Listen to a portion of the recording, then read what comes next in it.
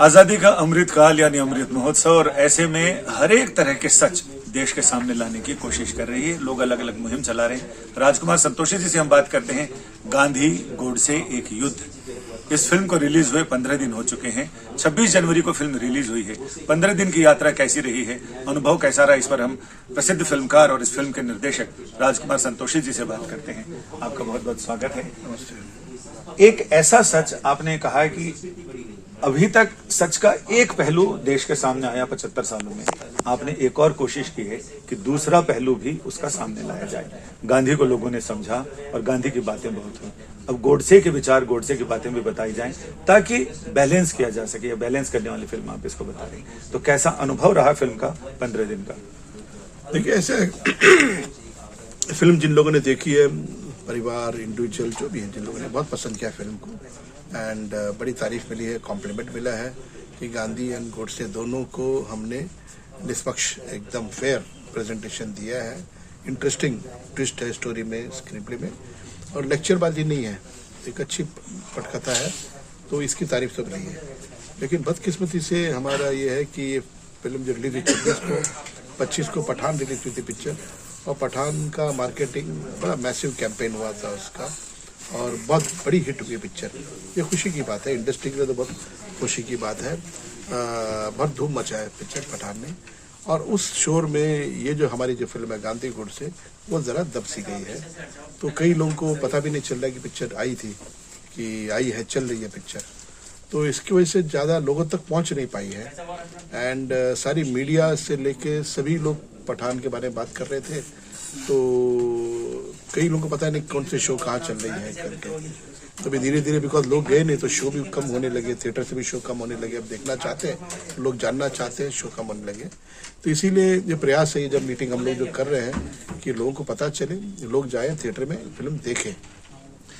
इसमें कल्पना कितनी है और सच्चाई, हकीकत कितनी है, फसाना कितना है? जो बातें हो रही है पिक्चर में, जो सीन्स हैं, वो सब सच्चाई है।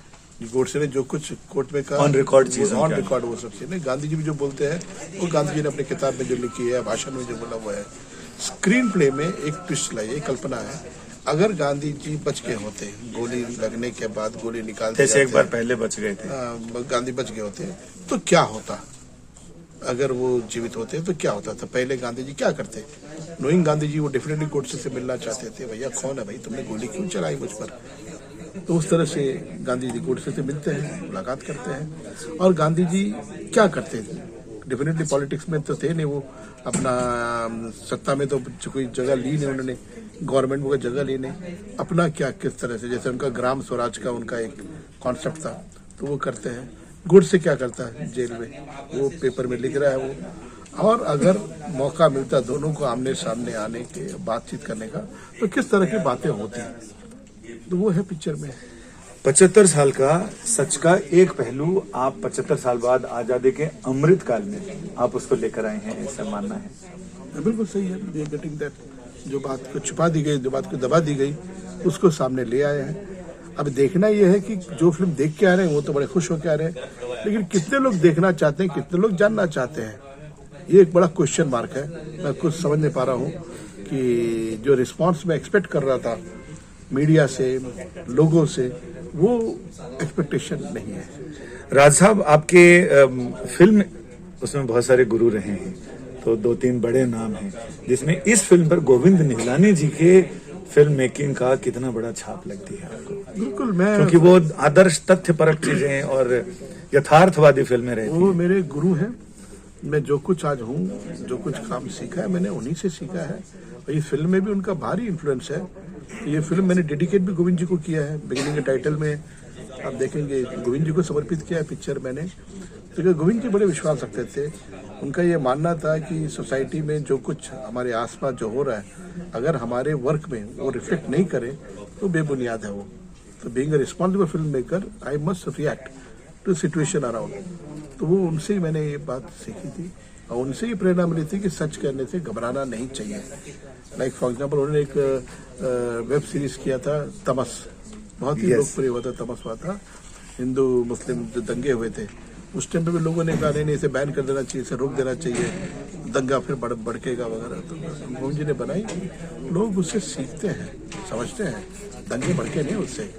एक और सवाल मेरा ये है कि रिचर्ड एटनबरो की गांधी, उसमें गोडसे बिल्कुल आखिर में आते हैं और एक फिलर की तरह, और उसके बाद फिल्म आगे खत्म हो जाती है। आपने इस पूरी फिल्म में गोडसे और गांधी दोनों के विचार युद्ध को बराबर दिखाया है, और आपका कहना है कि उसमें पूरा बैलेंस करने की कोशिश की गई है, क्योंकि एक संवाद है और विचार कभी मर नहीं सकते। विचारों को कोई ना विचारों को गोली मारी जा सकती है, ना विचारों को फांसी चढ़ाई जा सकती है। बिल्कुल वही है, फिल्म में वही आर्ग्यूमेंट रखा है, जिंदा रखा है, बड़ा दिलचस्प, बहुत ही ड्रामेटिक ढंग से गोडसे गांधी जी पे आरोप लगाते हैं और गांधी जी उसकी सफाई देते हैं। उसी तरह से कई बातें गांधी जी कहते हैं, गोडसे भी खामोश हो जाता है कुछ पॉइंट पे आके कि नहीं गांधी जी इस बात सही कह रहे हैं करके। तो इट्स वेरी इंटरेस्टिंग, बहुत इंपॉर्टेंट फिल्म है, मुझे ऐसा लग रहा है। विषय जबरदस्त है, संगीतकार जबरदस्त है, गायक जबरदस्त है, निर्देशक जबरदस्त है, फिर फिल्म क्यों नहीं चल? ये सवाल तो अभी सबको सोचना है, मुझे भी सोचना है कि बिकॉज आई डोंट नो कि why it is not reaching people, why people are not showing any excitement. Tamas अपना इसका पठान का कुछ हद तक हो सकता है प्रभाव, लेकिन वही सब कुछ नहीं है। लोग फिर भी देखना चाहें तो देखने आ सकते हैं पिक्चर को। वो क्यों नहीं आ रहे हैं, क्यों नहीं देख रहे हैं, लेकिन जो देख के जा रहे हैं वो बड़े खुश होकर जा रहे हैं। रिपीट दोबारा बताते हैं, 3 बार लोगों ने कहीं ऐसे भी लोग 2 या 3 बार देख चुके हैं पिक्चर। अब ये क्यों नहीं हो रहा, ये तो मैं नहीं कह सकता। भारतीय फिल्म इंडस्ट्री में और बॉलीवुड में कई बार ऐसा हुआ कि जबरदस्त फिल्में बनी हैं, पहली बार में वो नहीं उतना कर पाई, उसके बाद ऐसा तहलका सा मचा, मेरा नाम जोकर को ले लें या कई फिल्मों को, तो बाद में लोगों को, क्या आपको लगता है कि ये थोड़ा देर से समझ में आने वाली चीज है या क्या? आई डोंट नो, मैं तो मुझसे पूछेगा मैं क्या कहूँगा। देर से ही मतलब देर से आए दुरुस्त आए, आगे चले, जब भी चले लोगों तक पहुंचना चाहिए। फॉर एग्जांपल सेंसर, जब पिक्चर सेंसर हुई थी, सेंसर वाले इतने खुश थे पिक्चर देखने के बाद, उन्होंने क्लीन यू सर्टिफिकेट दिया और ये भी कहा कि ये फिल्म ऐसी है जो स्कूल और कॉलेजेस में दिखानी चाहिए। पिक्चर बहुत ही जरूरी पिक्चर है, इंपॉर्टेंट फिल्म है ये। पर अनफॉर्चुनेटली जिनके लिए फिल्म बनाई, अगर वो लोग ही इस पर इंटरेस्टेड नहीं हो तो हम क्या कर सकते हैं। यानी फिल्म अपने आप में एक युद्ध है, विचारों का युद्ध है, और उस युद्ध की कहानी है जिसके बारे में कहते हैं कि विचारों को ना तो फांसी पर लटकाया जा सकता है, ना उन्हें गोली मारी जा सकती है। विचार खत्म नहीं होते, ट्रांसफॉर्म होते हैं। ये ट्रांसफॉर्मेशन इस फिल्म के रूप में है, और राजकुमार संतोषी जी को भी उम्मीद है कि लोगों को ये फिल्म आज नहीं तो कल समझ में जरूर आएगी और लोग इसका लोहा जरूर। संजय शर्मा, दिल्ली, आज तक। निकल रहा हूँ।